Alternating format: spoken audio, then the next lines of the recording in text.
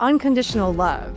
To love someone unconditionally means that they don't need to be just like you. They don't need to have your belief systems or your agreements or any of it because they're on their own sovereign path. Who the hell am I to say that I'm God governing them and what they should or should not believe? I did ayahuasca specifically for the first time almost 6 years ago now. And that was my introduction into medicine work for healing as opposed to recreational use with psychedelics. And when you were talking earlier about the feminine and masculine, I've very much noticed this season in me where I'm tapping back into that masculine and more into that grounded energy. Hey, soul family. Welcome to the Alive and Awake podcast. I'm your host, Alicia Kay, and I have spent the last 20 years teaching people how to work with their wounds and overcome their greatest fears so they can learn how to thrive in a world where they were only taught to conform. Each week, we will dive deep into the practical, the spiritual, and the mystical, so I can teach you how to do the inner work to know yourself, trust yourself, and eventually love yourself enough to create a world where you feel fully alive, awake, and free. So don't forget to hit that subscribe button and never miss an episode. Ready? Let's dive in.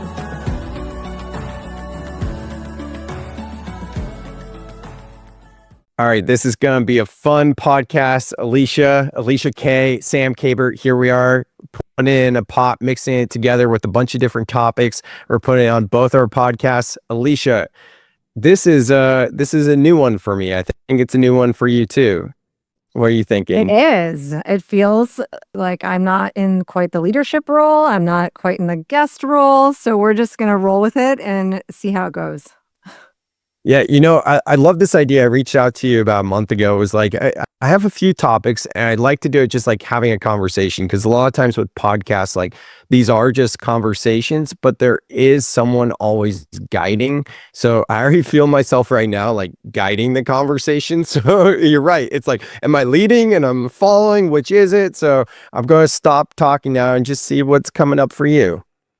Yeah, I think when you originally reached out, it was just us literally voice noting back and forth around the certain ideas and concepts that are on our hearts. We're both working in communities with people who, are struggling and looking for answers. And whether that's in the plant medicine, realm or the trauma realm on my end, or like you said, you're working with first responders, we're really, I think, coming from the same place around what kind of answers can we give people on this journey so that we can help them understand their suffering and what tools are available out there for them if they feel called. Absolutely. And maybe we can kick it off too with coping strategies and something that you mentioned, coping effectively. And one of the voice notes that you're alluding to, I reached out to you after going to a first responders event with peer support and things like that. And there was a lot of talk about coping strategies. And I was feeling wait, coping strategies, if we're here about learning how to do the work and showing up for ourselves so that we can be leaders and support people that are first responders that are coming to our organizations, don't we have to go deeper than coping strategies? And it kind of reminded me of our conversation we did on my podcast about a year ago of compartmentalization. And it was a similar thing where I was I don't get compartmentalization. And by the end of the podcast, you helped me understand yes, compartmentalization is good in the moment. And also what happens is people never go back to open up that box. And that's when compartmentalization isn't serving us. Absolutely. The brain is incredibly adaptable, and it's going to choose whatever response it needs to in the moment to get you through the crisis or to get you through the moment.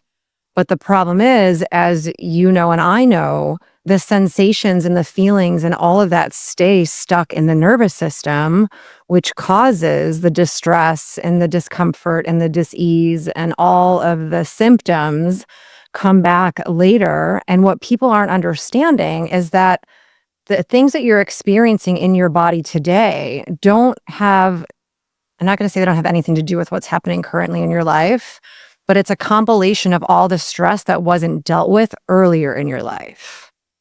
And so what you're saying, and what I think you're saying, right, is yes, coping strategies, it's great in the moment. It's going to get you through. But how do you want to feel on the back end of it? Like we're playing the long-term game here. And that I think is why it's so important to do the deeper work around like what your individual experience was when you're taking in all that stress as a first responder, or as someone that's, not even necessarily on that high level, but stress in the workplace every single day, right? It's a, I want to say a disorder, but that's not the word that's coming to me. It's a pandemic in itself. Like stress is it's a huge killer, and it is manageable if you don't just choose to cope with it. Yeah, absolutely. And that's, how do we manage it if we are choosing to not just cope with it and go deeper? I mean, I obviously have some thoughts there as well, but wondering if there's anything that's coming up for you. One of the things that always struck me as, being a trauma therapist for so long and then diving into breath work is that stressed out isn't your natural state. And we've been so conditioned to believe that that's just the way that life is. And in my opinion, we've been lied to. I agree. Yes, we have absolutely been lied to, and we think it's our natural state. And for me, I'm so passionate of going against the grain in terms of hustle culture. Like even just recently, I heard at a Friendsgiving, someone say to their cousin or someone who was maybe like 5-10 years younger than them in their career, be like, oh, you're doing all the right things, just keep working harder, just keep working hard, and I'm just like, oh my God. Like, it's one thing if you're in a position of extreme success and that not just material things, but you actually feel good about yourself and you're giving that advice and someone wants to get to that place.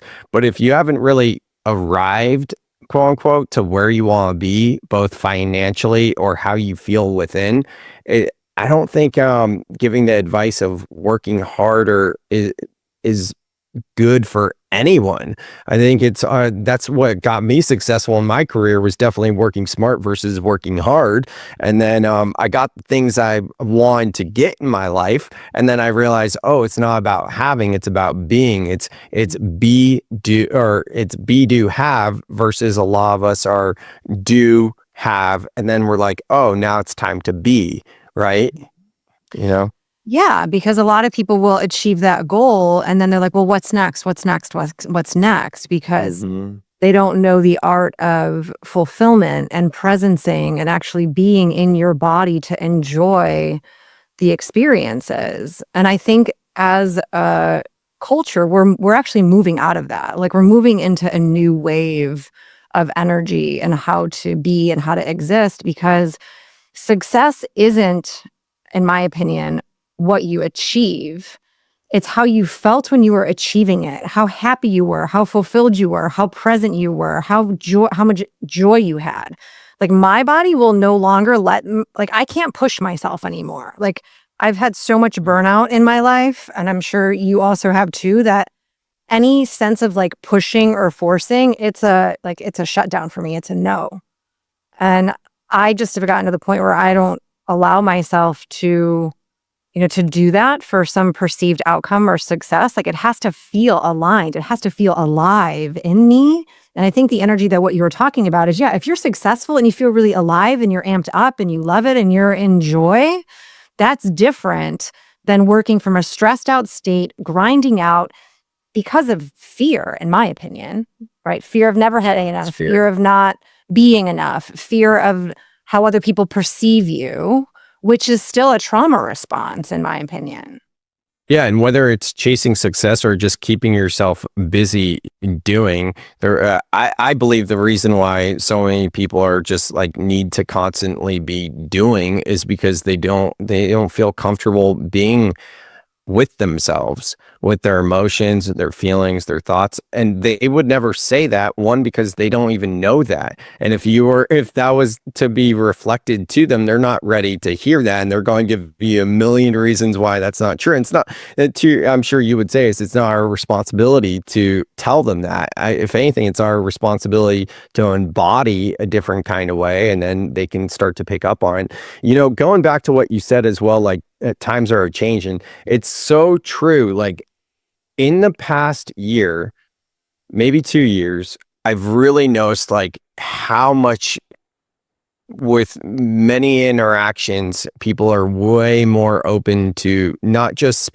not just like emotions and feelings and nervous system, but like spirituality. People that in the past, whether I would have not known them and had a judgment just based off certain things and been correct in the way they are speaking and carrying themselves, or people that I know, like it's wild how much it has really changed in the past year or two. I agree. And from all of the, spiritual teachings and things I hear and mentors I've worked with along the way, and I know that men are going to cringe when I say this, but it's reattaching your feminine essence or the feminine side of your personal energy, because we all have masculine and feminine energies within us. And we've been so forced into hypermasculinity that we've lost the feeling part of it. We haven't paid attention to what our body is telling us, or like you said, like connecting emotionally or allowing that to be in the room, like was so uncomfortable before. And now it's just this organic shift that's happening within all of us, where we want that equilibrium of both energies inside. Whether you identify as masculine or feminine, it doesn't matter, because we've all been underneath the essentially like the wounded masculine energy for centuries. And I think as the planet moves into Aquarius now, that is what is shifting, because we need both. And that to me is equilibrium. I feel the same way, people look at me and they're like, wow, you do so much. Like I just wrote my 6th book this year, right? And like that literally came through me. And now like when I sit down, I'm like, okay, focus and like work on a certain kind of project. If I'm coming from it from a quote unquote masculine or more grounded, analytical is the word I'm looking for, like from my mind, it's not going to come out. But if I'm focused on being, then that's where the creation comes from. And in the past, I could just be in my mind and be like, okay, I'm going to set all the conditions here. This is my time. I put it on my calendar and I'm just going to maybe do a little bit of breath work, put on binaural beats, and I'll just kind of sit there and be like, why is nothing coming out? Where's the inspiration? Where even just like a year ago, the inspiration would be there. Now it's like, no, that's kind of my personal barometer now, being like, okay, am I doing my breath work outside of this just to be, as opposed for a result? Am I going into the ocean and doing my ocean plunges? Am I doing the things that allow me to actually be? Because there is a be and do with both, I couldn't agree more. And what you're really talking about, is the feminine energy. The feminine energy is inspiration. It is creative. That's what we birth things out of, obviously the feminine womb, but it's the creative source in us that, masculine wouldn't necessarily identify as that. But when you're moving with inspired action, what comes out of you is so much more powerful, because you can work for hours when it's like a flow state, when it wants to come out of you, versus feeling like it has to be forced. And I know that you and I are a little bit different than people who are in the workplace, right? Like if you have a boss and you're working 9 to 5 and you have a quota to make and things like that. I think that is obviously a little bit more challenging when you're not, in charge of your own life and business and finances. But I do offer to people, like, are you working under pressure? Are you working under stress? Are you working to produce? Or are you working under pleasure? You can shift your perception at any moment. Like, how do I bring more joy into this? When I get this done, who benefits? And when you're looking at the benefit of what you're producing and how it's going to impact not only you and your family and your workplace, but your employees, and like you actually see the trickle effect, then it can actually take that stress level down a notch. And then you're working from more of a state of calm versus that like grind and stress that you were talking about. Yeah, and it's been honestly very disheartening for me this year, because I started off very optimistic, about making positive changes in workplaces with mental health and creating leaders that are compassionate, that want to actually like see each other from a human to human level. Because we see from the outside a lot of corporations and businesses wanting to quote unquote do the right thing and support mental health. But when it comes down to it, on the inside, when you actually talk to the people that are the advocates for mental health and clout or some leeway to make things happen, they go to their bosses, and this is just my experience from talking with different people I know about their experiences and directly with people in the inside. They're not getting support, and especially this year, like early in the spring as well, massive layoffs more than anything, you know? I think it makes sense because the systems and the structures that we've been under, they're not working anymore. We see that they're not working, and it's going to take a while for that to change and like visibly in the collective. But I think that's what is coming in many, many, many, many years. Like we're just now planting the seeds for that, where I'm actually running breathwork in an insurance agency on their lunch break. Do you know what I mean? So there are people who like CEOs and people who have skin in the game around when they go and they do their inner work or they do their deeper work about how good they feel and how they want to offer this to their employees and they want to create cultural change in the workplace. But I think that is what's to come, but I don't feel like we're even on the brink of that yet. Well, let's give people listening kind of a glimpse of what's possible. Like, for example, you're working with this insurance company to do breath work on their lunch break. Like, that's amazing. Is that something that's an ongoing thing or a one-time thing?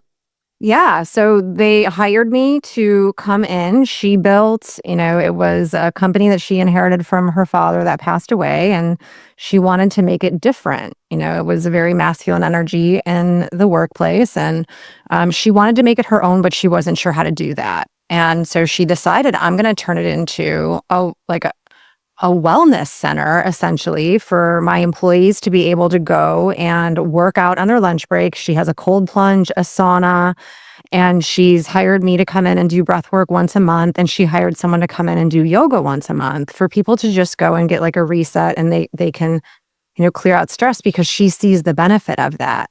And I do think that that's what's coming with like younger, not that she's super young, but I think that as the older way of being starts to shift out, the new energy of being is going to come through. And that's what we're going to start to see more of. Absolutely. And there's someone else I spoke with on, I think she was on my podcast. I don't remember if it was just a Zoom call or she was probably on the pod, but she is basically like a mental health coach for a business that does, I think, like 100 million annually or something ridiculous, like a big business. I think they have cohorts that go through the program, like small little core cohorts within the organization, where she gets to teach them about spirituality, mindfulness, Enneagram, helps them to understand themselves more. And like that's the stuff that I'm really hopeful about, because that's like the big impactful change that I'm talking about that goes like deeper than just the maintenance, because the maintenance is a great gateway and a good entry point, Sure. Right. I think that we are moving away from, and I'm a therapist, I'm not bashing that, but the way to go get help or to do your deeper work was to go to therapy, right? Like, I feel like we're expanding out of that. Like, there's more options for people. There's coaches, there's retreat centers, there's all different kinds of things that we can start to do, like for wellness, that I don't believe were available in the past. And I do believe that these are the types of things, as far as like systems, businesses, and structures, that are going to be changed, obviously, if the company chooses to do so. But we are, the younger generation, in my opinion, they're no longer working for a paycheck. Like they will quit a job and walk out and say, I don't like my boss, I'm done. And of course, the mentality is that they have no work ethic, but they're like, jobs are a dime a dozen. I'm just going to go find somewhere else that I'm appreciated and I actually like my job. So things are just starting to shift organically. Yeah, absolutely. Absolutely. You want to talk about psychedelics? Sure. Right. Go for it. Let's dive in. So we were talking about plant and earth medicines, plant medicine ceremonies, earth medicine ceremonies. I typically use that delineation versus a psychedelic therapy or psychedelics with recreational use. But speaking about plant and earth medicine ceremonies, because this is really the Wild West. I think there's a little bit more of a responsible approach to psychedelic therapy, because a lot of times that's utilizing a therapist and they have a lot of protocols. And it's so easy for someone to get any sort of medicine from, let's just call it the black market, right? And then just call themselves a shaman. Like that's oh man, I've been hearing my shaman this, my shaman that recently from people that don't necessarily even seem like they're like spiritual people. Like I'm like, wait, you do medicine, Sarah? Oh, you shaman, tell me more about that. I'm like, oh, this is interesting. Maybe a little bit of judgment on my part, for sure. I recognize that. But yeah, as it relates to like medicine ceremonies, there's so much good that can come out of it. But you being like bridging the gap between your 19 years of being a therapist, a licensed mental health counselor, and EMDR practitioner, trauma counselor, and now bridging that gap with being a life coach and being a breathwork practitioner and able to be more of like a spiritual guide and not have to play by like the therapist type rules. How do you see plant medicine being a part of people's healings? I see an overall influx of curiosity for good reason. I think that there has been a lot of, I want to say, misinformed like information around psychedelics being addictive, around them being a drug, around them being dangerous. And I think, yes, proceed with caution always. But I also think that I love that the research that's being done right now is actually very evidence-based to show that done in the right way, with the right facilitator, with the right protocol, can actually really help people get relief from some of the deep, deep symptoms that they've been struggling with their whole life. So I am certainly a pro if it is, I want to say, divinely guided. And I guess what I mean by divinely guided is that there's something in your own inner spirit that's spiking curiosity about it, and somebody doing their research for what route and what medicine may be calling them and is right for them. What I see a lot of that I don't necessarily agree with is people jumping in without being super educated because the opportunity is there and it's offered. And I do see that it can become more complicated when people are choosing to go that route. Yeah. I think that route is absolutely the dangerous part. And in terms of like knowing what, if and when someone might be ready, like what I say about medicine ceremonies is like, if you need to roll up your sleeves like you would a vacation and plan for it like you would a vacation, then it's probably not the right time. You're probably not being called, and I'm pretty firm in that. I think if someone's at a breaking point and they pass all the intake processes and they are capable and ready to sit with the medicine, then absolutely tap into that masculine center energy and figure out how to make it happen. But from my own experience in my own ceremonies, I've seen the difference going into the ceremonies of being like, oh, this feels convenient versus like I'm really like looking for something and feeling it, or I am trying to make this happen. Like I've asked to be called to ayahuasca for over a year now, and it's just not coming up. And it's not like every day, like, hey, Mother Aya, like call me back to the medicine. It's not like that. But every now and then I'm like, hey, I'm I'm ready. Like, but I'm not sitting there like, in a conversation just the other day, someone brought up ayahuasca and something about it just didn't feel right to me. And I was just like, that's not the answer. But we can create these stories of being like, oh, someone brought out in conversation. It's a sign. It's a synchronicity. I'm being called. But it's also like a very common conversation now, you know? So when Absolutely, yeah. yeah.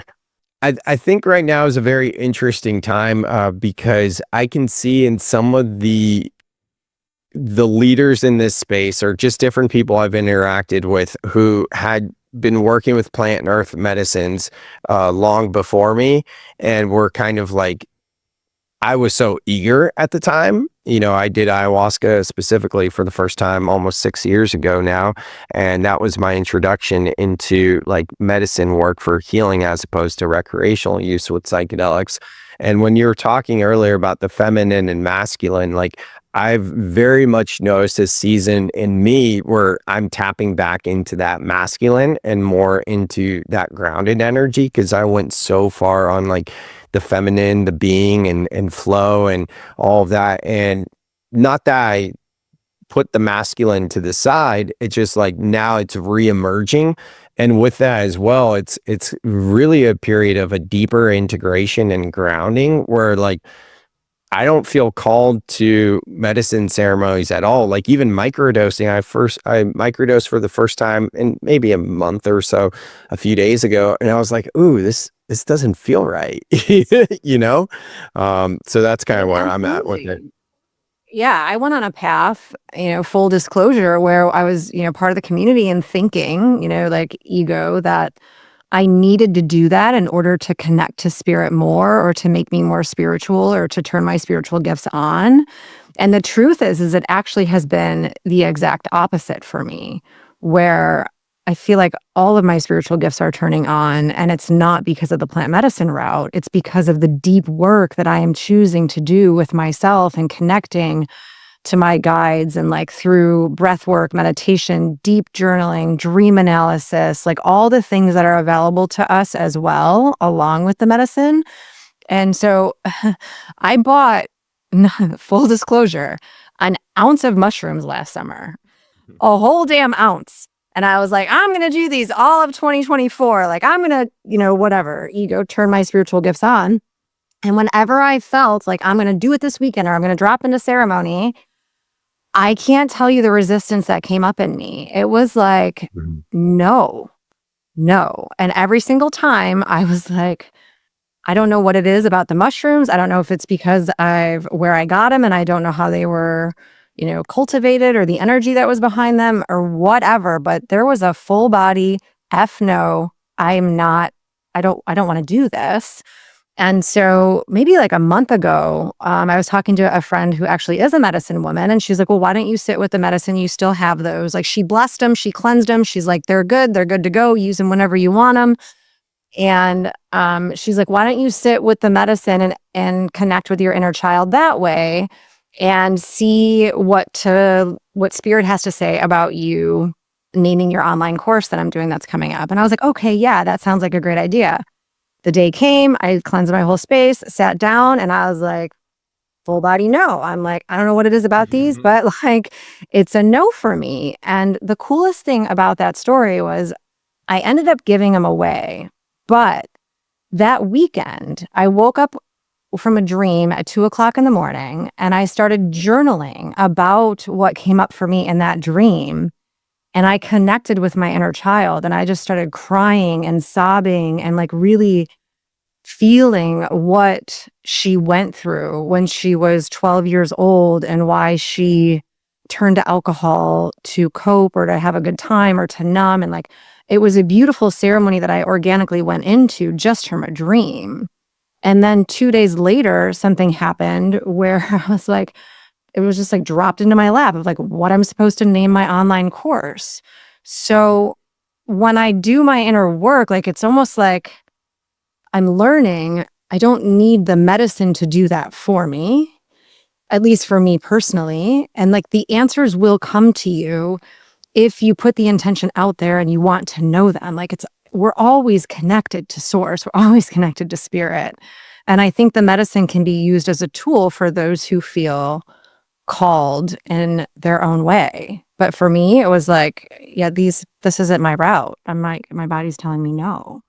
That's such a beautiful story. Thank you for sharing just of intuition and being willing to say no, because it is like a quick fix path, and I have that whisper coming in. Like a few years ago, I got really hooked on ketamine, and I was like, no, no, no, no, so anti-ketamine. And then, that younger version of myself that succumbs to peer pressure came back, that part of me. And I was like, okay, if you can't beat them, join them. And I was like, whoa, working with ketamine at home with a blindfold, intentionally, like going in my bed, listening to music, and it was really profound. But it got to the point where it was like, oh, it's 5 o'clock at night and it's dark out, because it's winter. It's this time of year now as we're recording. This was 4 years ago now.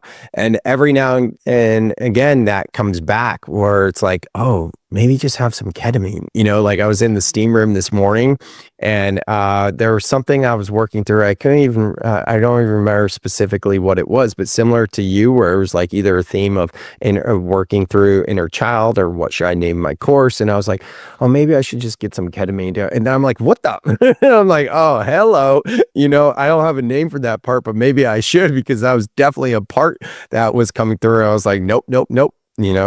Yeah, I have that too. It's like, what do I need to do to get this? And it's interesting. I forgot that this happened as well. As an old friend that I haven't talked to in about 4 years just sent me a random message that weekend. And this was kind of the final decision maker for me as well. And he had said, Alicia, you don't need to do anything to make yourself more spiritual. Like you already are. And I was like, what? Like, clearly, like very, very, very random that came through at that time, that weekend. And so I think that when we are doing that deeper work, I call it spirit, like the intuition within me, like my higher self is always guiding. It's always there. And that's become my biggest GPS for a yes or a no when it comes to like the medicine. I think that is, it's never failed me. That's cool. It's interesting just hearing you speak about like your higher self, and it's always there. Like I do feel like I'm more disconnected from my higher self and my spirituality in the past year, 2 years, perhaps. And I know it's always there. And this is where I'm starting to get really fascinated. Maybe this is just because what we think and feel creates our reality, right? So it's starting to come on little bit stronger, but is working with my subconscious mind or my unconscious. And it's interesting to me to see how the higher self correlates to the unconscious. And I know there's schools of thoughts that teach like it's the higher self that communicates to the unconscious, then the unconscious communicates to the conscious mind. And I try my best to like take a learning or take a teaching and be like, okay, this is true because someone's teaching me this and they're the teacher, right? But then I also try to sit within, feel for it myself and be like, okay, but does that feel true to me? And I think I do that to a detriment almost. But at the same point, like you can look at so many different teachings, and there's a lot of similarities in certain teachings where it's like, okay, that makes sense, that aligns. And then there's also a lot of things that contradict each other. And then you might be someone that's like me, where you believe in certain things, where it's like, oh, I believe in this and I believe in that. And those two things actually contradict each other. And I'm like, well, okay, what do I believe in? Like, is that something you kind of work with too? Yeah, someone actually told me, I think it was Jared from our community, and it was in a meditation. And he's like, your higher self is you right now. Like, it's not a being that's outside of you. Like, it is you. It's always accessible within you. And when I think of it in the way of, there's always been a part of me that has been leading my path. That's how I relate to my higher self. Like it's pulling me or it's guiding me intuitively. And well, one, to answer your question, if something isn't resonating with me and it's like there's a resistance to what someone is teaching or what someone is saying, I have to go back and look at that. Because I feel like I live by the premise if it's happening to me, then it's happening for me. And I do have to go back and evaluate whether or not I agree with what was said. And if it's my ego resisting it because it doesn't want me to change, or if it's like literally like a gut no for me, then I feel like that has to be my answer. Like I'm not going to force myself or push myself to do something or to believe something that doesn't resonate with me, because that's that person's path, but that doesn't necessarily mean that that is mine. Mhm. Yeah, that's an because I have the same process almost. First looking at that resistance and be like, oh, is this a teaching moment here for me to learn something? And then you can get I can get so stuck in that, going back and forth, and that's why it's so important to be able to distinguish between the different thought forms or voices or parts of ourselves, and discernment and intuition. And it's an art, right? When you say someone who teaches this stuff. Yeah. Absolutely. Yeah, I think it is, the human psyche is so complicated, with how we see things and how we interpret things. And I think because you and I are the type of people, and most people who are listening to us are the type of people that like to do that inner work and like to have answers.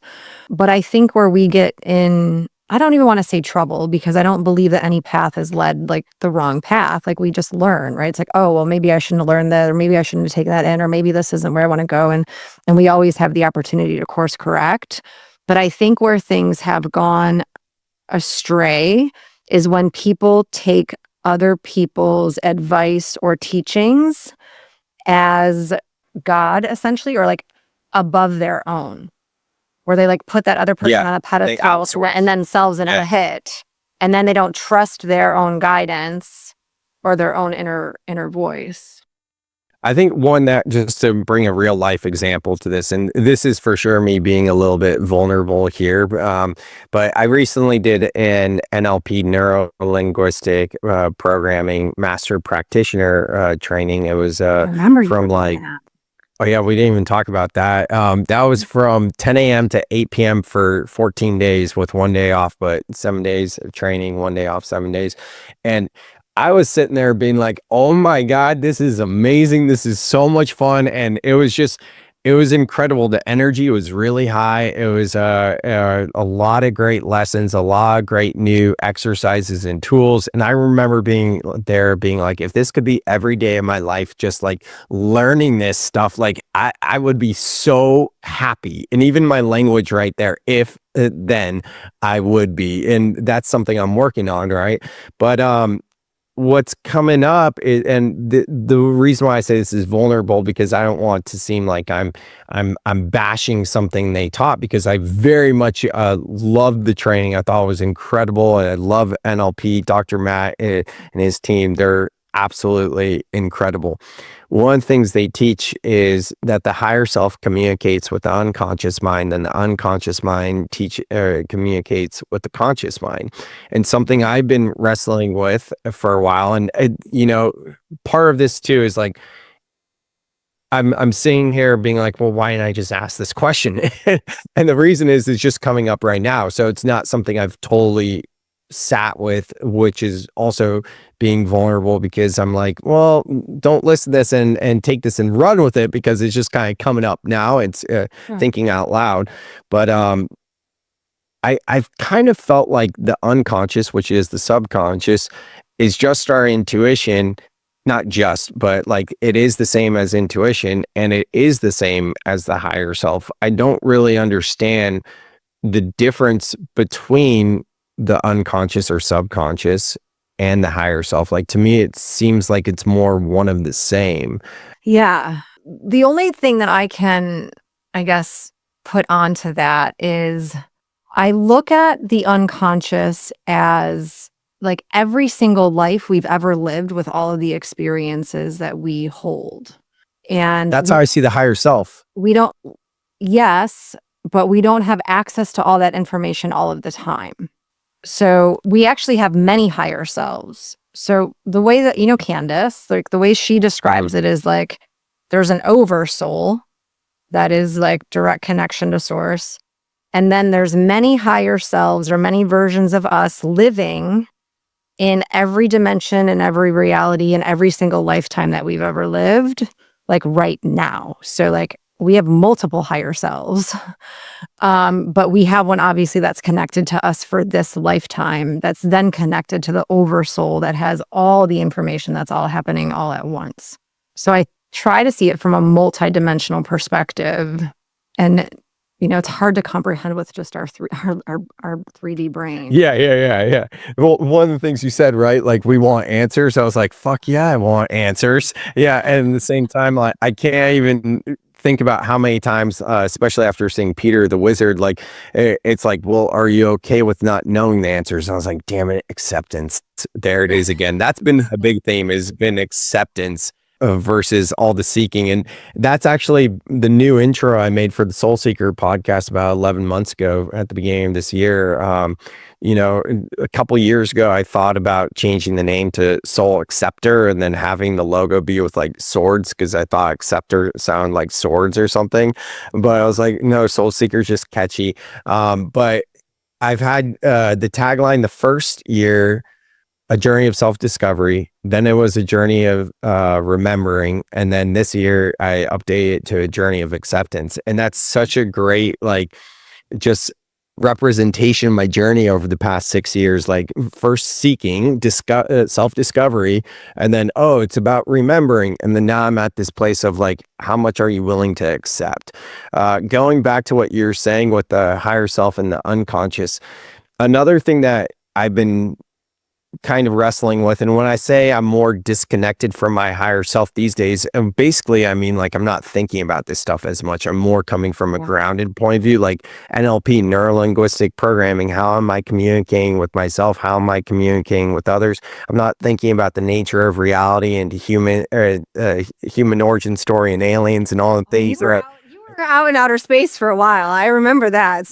Yeah. That's what I'm saying. Like I'm really grounding now, right? Yeah. So yeah. Now it's like, okay, how can I be better at my relationships with myself and with others? And that's kind of where I'm at now, where I kind of just categorize it after working with Bufo as much as I have, like not from an ego point of view that like I am God, because you are God too, and every single one of you listening is God, source, creator, spirit, whatever you want to use. But like I just go straight up. I'm like all like souls, higher self, oversoul, past lives, future lives, time doesn't exist. Myself as an Arcturian, myself as Palladian or whatever it might be. No, wait, it just God. It's just simplify it. So yeah, like that's so true. No, but that's honestly where I've been. Like, I think honestly, I haven't really had these conversations on the podcast or even with friends or even entertained them in the past year or two, because I've kind of gotten sick of them, to be honest, just being like, well, none of it matters. Like, you are it, period. You don't need to know anything else. Yeah, you're a Palladian too. Oh, you think you're an Arcturian? Well, you're also a Palladian. You're everything. And I've gotten in this debate with a friend. I think it was about a year ago, about like ascended masters, and being like, well, if time doesn't exist and time is just something that we're experiencing now in this incarnation on this planet, in this existence, in this timeline with this ego identity, then outside of this, you've already ascended. Like there's this whole talk about karma and like burning off your karma and like working up this ladder. And I'm like, man, all of that seems so human. Like, like that doesn't make sense to me, because outside of this, you already did it. You already did it. So I think when I kind of came to that realization, like at least for myself, and again, when I started to share this with people, I got shot down because of all of like, well, there's this teaching and there's that lesson and this teaching and that lesson. And I'm like, yeah, but that doesn't resonate with me. And this is what resonates with me as truth now. So I just got tired of like trying to seek out those answers, you know? But Well, I think it is, right? If you believe it, then that's what's so. That's why I love that everybody gets to figure this out for themselves on their own. And I think the disagreements are like a power struggle still of like who's right or wrong. And that's really not spiritual at all. exactly. Yes, exactly. It's like, right, whatever your soul chose to come here to experience, wherever you're at, like that is your unique blueprint. Who the hell am I to tell you that you're wrong?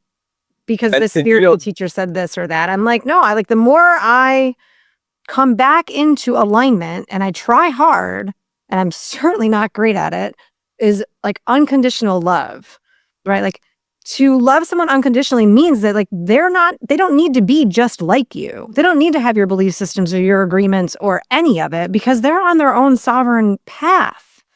Who the hell am I to say that I'm God governing them and what they should or should not believe? So I think it takes a hell of a lot of courage to stand in your truth, because if you're doing everything for people to like you, then you're not living authentically. yeah, it's so true. And it makes me think of NLP again, because one of they call it a presupposition of NLP, meaning like one of their foundational beliefs is respect other people's models of the world. And we don't have to accept it as our own, but like, oh, that's your model of the world. I'm not going to be like, oh, where's the resistance in me that doesn't believe that because maybe I'm wrong or whatever. I'm not going to project onto you because, that's not my beliefs. It's like, that's your model of the world. That's cool. That's what makes the world go around, right? So as they say. Could you imagine? I always think about, I think I read it in a book at one point, but it really clicked to me where they were like, could you imagine if everybody in the world was the exact same? Like how boring that would be. Yeah. Like what would we even come here for? I was thinking of, I had a flash, I saw a flash. I usually don't see flashes, but I saw a flash of several movies and I was trying to track them all down. I was like, no, not Truman Show. It's not that one. Not the one with Paul Rudd where he's like cloned. And then Being John Malkovich came through and it was like, did you ever see that one, Being John Malkovich? No. Actually, that's the title? Yeah, I'm convinced that there was a big part of why I'm interested in this stuff is because of the type of movies I was interested in as a kid. This movie probably came out in the late 90s, Being John Malkovich, and obviously John Malkovich was in it, and Cameron Diaz, and who was the other guy? John Cusack, I think it was. And they found like this portal to go into John Malkovich's mind, essentially. And then when they went through this, Kathleen Keener or something. But anyways, they would go into this portal, then they would take over John Malkovich and they would be able to do everything that John Malkovich would do. And then there's this one scene where there's a ton of John Malkoviches and they're all saying to each other, Malkovich, Malkovich, hey, John, Malkovich, Malkovich, Malkovich. So yeah, that's what I saw when you said that. Yeah, Oh my God. good one. I'm not a huge movie buff, but I know you are. You love them.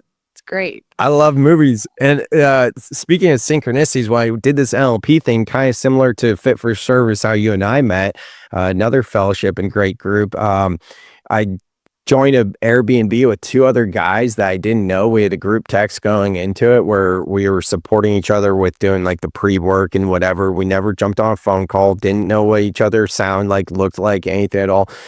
Became like immediate best friends with these guys, and now we're starting men's retreat in the spring. We're going to have our first one, but not just that, like the amount of synchronicities between us was insane. And just one of the guys, how he wants to write a movie very similar to like the way I want to write a movie. And then I was home for 3 days. Then I went to a college showcase, like to showcase as a speaker. And there was magicians, musicians, speakers, comedians. So I hit off with a couple of comedians, and this was a few days later. And I was like, deja vu from the NLP train, because I went out to dinner with two comedians, and the three of us was like the three of us with the three guys at NLP, and was speaking about like if everyone was like you.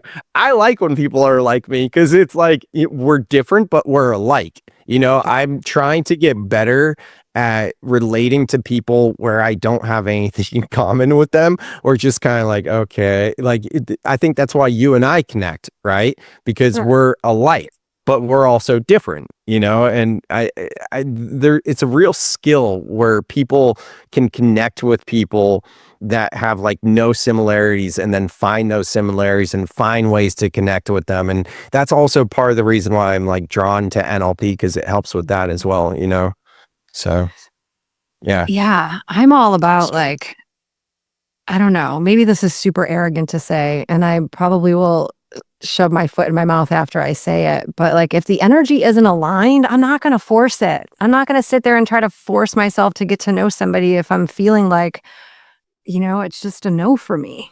Yeah, I'm the same way, but I can be rude about it. And it's not the things I say, because the majority of how we communicate, like almost 60% of how we communicate, is our body language. And I don't know what I look like, but you can feel that energy where they're picking up on it. Or do you get that too? I guess I don't have a ton. I don't meet a ton of new people. I really don't. Like, I have a pretty small bubble. But the truth is I really do get along with most people. Like, I don't have a lot of resistance when it comes to new connections or things like that. The hardest people I'm like floating back in my brain of connecting with a group of friends who were like into rock climbing. And they're just very like cerebral and analytical, and like the way that they see the world is obviously very opposite from me, because I'm energetic and they're just super, super intellectual. And I can find value in that. But it was just very, very hard to have deep conversation with. And I think I pretty much got laughed at when I was like, yeah, but didn't you understand that the research now shows that we don't come from apes? There, that conversation happening, and they were like, "You're absolutely nuts!" Like, I'm like, I'm just gonna politely back out of this one. Like, I just think you have to discern, what to engage with and what not to. So, yeah, I don't What about know. the holidays? It's December 3rd at the time of recording. So there's the holidays, holiday parties, seeing people, and you're probably having more of those interactions now. I don't. I feel like I have manifested my way into a really small, amazing bubble. Yeah. Where my family was so big that they have all sort of split apart and they do their own things with their own family. I'm an only child, so I don't have a lot of connections. I don't have a spouse. Like, I don't have the commitments that people do around the holidays. It's literally me and my son, and I get to go where I want to go, or be who I want to be with. So I'm very blessed in that way. But I do know that there are people that like dread the holidays because they got to be around certain people or certain energies that just don't resonate with them. And I made a commitment to myself a long time ago that I'm not going to force myself to do things that it's just a full body no for me, even if it is. Oh, for sure. Yeah, I'm the same way. I'm the same way. I mean, I don't have anything really right now. It's pretty much just me. So, direct family, small family, not much, and not a big friend circle out here either. So it's very similar for me. I think it's more in the travels I do, interacting with people or whatever. We've been going for about an hour or so, and we've touched on a lot of interesting topics. Anything else that you feel might be interesting to cover? I think we covered it all and more. As we do. Like, yeah, it's funny. You and I were like, well, what are we really going to talk about? What's going to be there? But the minute that you and I just start talking, it's easy. Yeah, it is easy. And that's why I like doing these pods with you. We've done so many now. We've done 6 of mine for the Overcome series. And then you've been on my podcast outside of that maybe like 3 times. This might be the 4th one. Yeah, you were on mine once, so we've had lots of time to connect, but we keep coming. It's like we keep, verging out and coming back together. It's beautiful. Yeah. Hey, what are you finding out in the world? Okay, this is what I'm finding out in the world. Yeah. Even before we hit record, we had an interesting little synchronicity we shared as well. Being like, oh yeah, experienced that one too. So, Bufo, 5-MeO DMT. You recently sat with the toad. It was your first experience with the toad. And how do you feel that has changed your ability to help people process their experiences with psychedelics? It's interesting because I don't know if besides the process of what happens, like the actual process of when you're in ceremony and what happens, I don't know if it gave me a ton more information as far as psychedelics in general. Like I've had being from the background of trauma and working with like so many clients, I can understand ego, I can understand attachment, I can understand wounds. And before I did Bufo, I had also done like psilocybin, like recreationally, like here and there, and have had some pretty interesting experiences. So I wasn't, I would say, like a complete psychedelic virgin when I was helping people integrate their process. But I think for me, what happened in that ceremony was something that I wasn't aware of before I did the ceremony, which was the complete all-encompassing connection to source. Like to have the somatic experience of being directly tapped in to God consciousness was something that I've never experienced before that Bufo like gave me or showed me. And so all that did was give me more of an energetic blueprint of what that energy is. And that's always we're surrounded by and connected to. So with that, it just solidified my belief even more than it was before I did the ceremony. You know, back to the resistance, I was one of those people that was like, I remember reading your book and you had talked about it. And I felt like an intuitive ping of like, oh, that medicine, maybe. Like if I was ever going to do a psychedelic journey or ceremony, maybe that's the one. And it was just a point of interest for me. And then it came into my field a couple other times. And I was like, oh, isn't that interesting? And then it was I don't want to say an opportunity, but I went to the Fit for Service unofficial meetup for Easter weekend. And one of the facilitators was offering Bufo at the end of that weekend. And I had very important delineation here that it was unofficial. Right. Unofficial. Yeah. It had nothing to do with Fit for Service. It had nothing to do with the event. It was completely someone that was there that offered to do this completely separate, off the grounds, no affiliation whatsoever. But she was a friend of mine, and she's a very, very, very experienced plant medicine woman. She's an ayahuasca doula. She does lots of dietas. She's studied with like tons of shamans in Peru. Like, I trust her with my life. And I just knew that if I was ever going to do a plant medicine ceremony, I would want her to be my first facilitator because of how safe I felt with her. And immediately when I said yes to her, I was like, I feel like I'm supposed to do this. I'm going to say yes. I had so much resistance. I was like, nope, I'm not doing it. Like, wait a minute. Like, actually, a different friend was like, you're going to do that for your first one? Are you nuts? Have you watched YouTube videos? Like, do you even know what you're getting into? Had that person done it? He's done like many, many, many, many, many ceremonies. And so I obviously was caught off guard because for someone that was like a seasoned person with the medicine telling me that I don't think that should be your first one, I obviously got concerned. And so I had called my friend and I told her, you know what, maybe this isn't for me. And so I backed out. But this is how I knew spirit was working on me, or like the medicine. I knew the medicine was calling me because it was the day before. And I was on an hour-long car ride with a very good friend of mine, Amy. Our kids were in the back. They were singing. We were going to the beach. It was beautiful. And she was saying that she was really excited to do the ceremony tomorrow.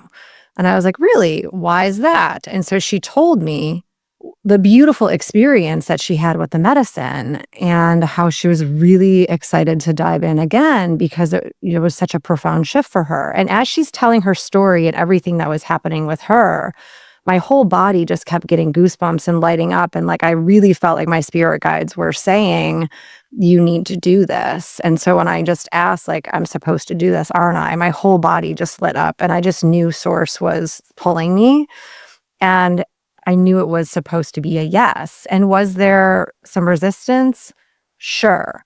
But when I get that type of a confirmation, I know that I'm not going to back out. So, I set an intention. I did like the fast for the rest of the 24 hours. Like I was very clear. I was surrounded by 6 of my best friends that I trust with my life. And it was one of the most beautiful and powerful ceremonies that I was able to experience. And I'm so glad that I said yes. Not everybody has it that way, though. That's an amazing recap of like being called. Yeah. It literally called me. And so that's just how I knew.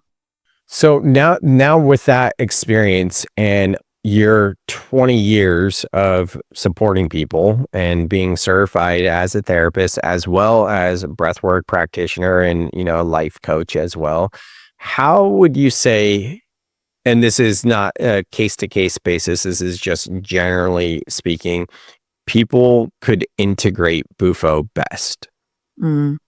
I want to just backtrack a little bit. I want people to get very, very clear on they have to understand the intention that they're going into it with. Because if they're trying to fix some part of themselves or they're trying to solve a problem, the answer that may come out of that on the other end may not be that exact solution. And so I like to invite people with any type of a ceremony of like, are you doing it for like deeper self-discovery and for understanding because you want to understand how your trauma is stored in your body, or you want to really help like clear some of that out and you're prepared to deal with the emotions and all of that. So I think the pre is just as important as the post. And the medicine will continue to work after ceremony. Like, are you paying attention to your dreams? Are you, being mindful of, what you're consuming? Or are you jumping right back into life and back into the grind and like hitting the ground running, and you're not going back and sitting and meditating and journaling and seeing what else can be extracted based on the things that were coming through you? And I think to your credit, and this is what we were talking about at the beginning, you have to be prepared to do your inner work, to face yourself and to feel whatever is meant to come through you. Like to face that, I think is so important, which is why an integration coach or someone that, is there to support you is really important, because they may have questions to ask you or things to consider that you might not know yourself. But because I've been doing my own work for so long, like I just intuitively know like what's meant to come out. And for me, what came out was the way that I was seeing my son was trying to like fit him into a box. And that's my stuff. Like I wasn't able to see the light in him because I was expecting him to be obedient, the way that society had programmed us to believe that children should be. And so that continued throughout for a really long time and shifted literally how I see my child now, which takes months to do, but you have to keep working with that. And I do think it's so important that we don't just be like one and done, like that was the lesson, I'm out. Like it marinates. Mm-hmm. And now having done Bufo and had that experience of being with the medicine and the months of integration of seeing your son differently, and here it is, maybe 8 months later, give or take, it's been quite some time. Or is there anything different that you would do in supporting people that had just done Bufo for the first time as their therapist / coach, or however, whatever labels, titles we might want to use? I don't think I would do anything different. Like, I don't know why this is coming to me, but I've also supported people like after an Aya ceremony. And they don't seem at least in I have never done Aya, so I don't know, but like what's described to me after a session like that seems very like similar. And even after like a psilocybin ceremony, like I think obviously the medicine is different for what it does, but the integration afterwards feels very similar.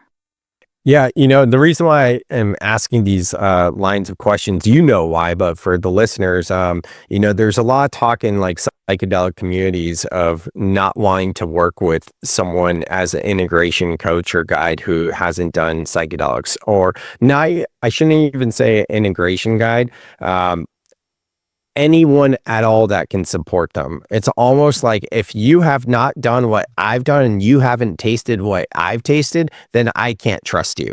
That's how it feels, because it's exactly what you were saying earlier about what spirituality isn't.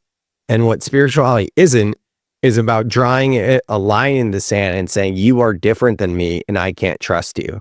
Right. And I deeply resonate with, say like a therapist or something like that, or maybe an integration coach. I don't really have like my own integration coach that I've worked with, because it's more the people, my peers and colleagues that like yourself, when we bounce things off of each other to support one another. But if there were, there has been times when I've explored different modalities. I think it was maybe CBT or something about a year ago.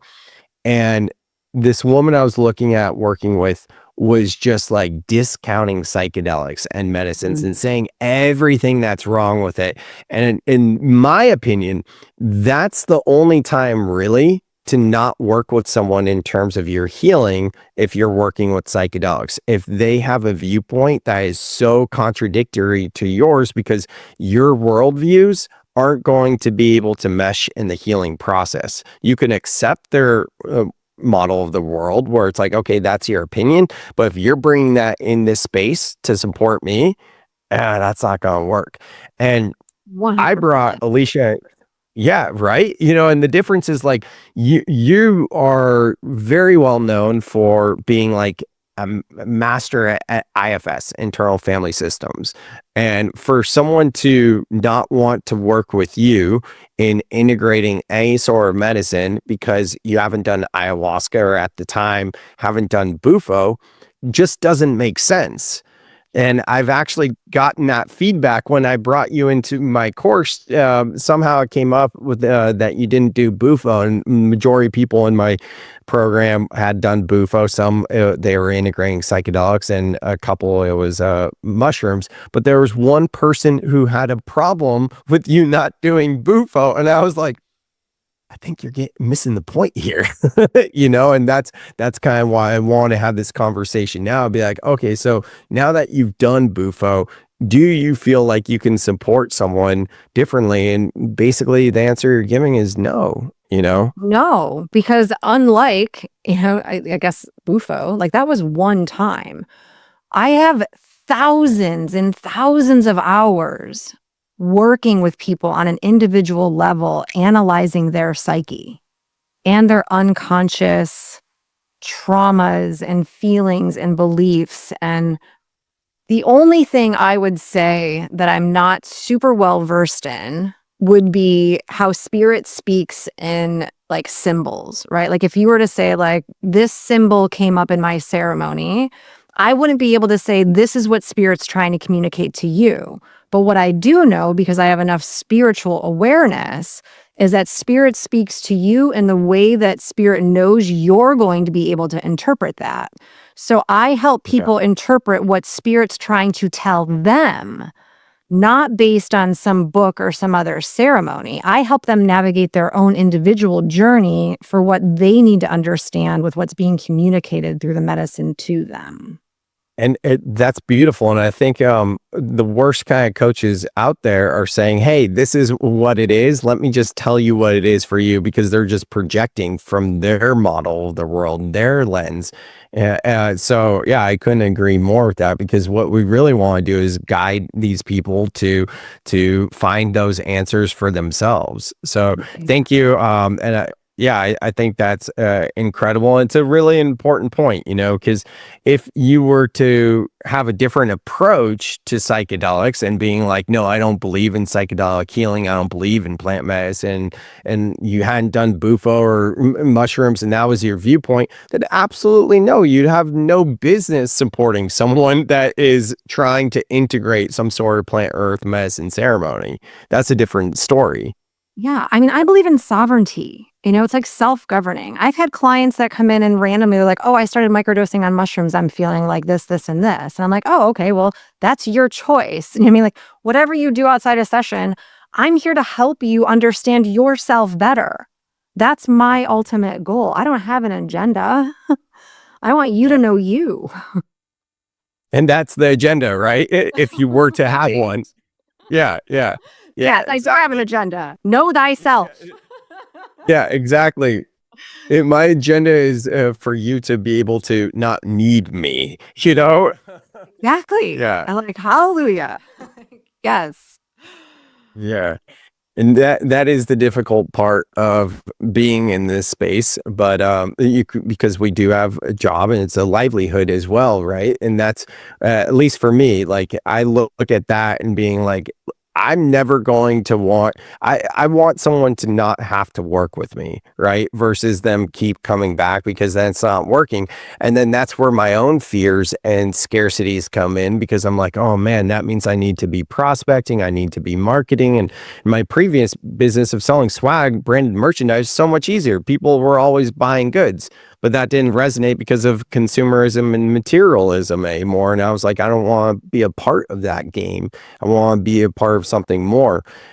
So anyways, this feels like it's getting complete, but I'm not the host here. So I'm going to turn it over to you. Yeah, no, I think it is complete. And I think it, like you said before, it's acceptance, it's surrender, it's trust. And I guess I would rather have people sit with their journal and like reflect within themselves than try to get help from someone that isn't willing to hear them or support them. True. And most people in that case probably wouldn't do that though, because they just want to be heard Yeah. at that Yeah. point. I just don't want, because there's a lot of bad, like people have their own blocks. They just do. And I think it's better to sit with yourself and reflect within yourself and your own space than it is to take advice from someone who judges your choices and what you're choosing to do to help yourself. And the stories don't matter. This is another reason that I really loved NLP, because they are so much about like getting to the root. And it's they teach when you're working with a client to look for the patterns. You're looking for the context. You're looking for their patterns. And in the content, there's a certain way that we can, and I've always naturally felt like I've been pretty good at this, like guiding a conversation when I'm working with a client to not be rude, so that I'm not interested in the content, meaning their stories, but being like, okay, that's just content. I don't need to know all that. And this isn't talk therapy. I'm not just letting you put this all out there. I'm asking specific questions, looking for specific things, not to judge you, but to understand how your subconscious and your conscious mind are working together. Now that we see that, we can go and do the release work, which is really cool.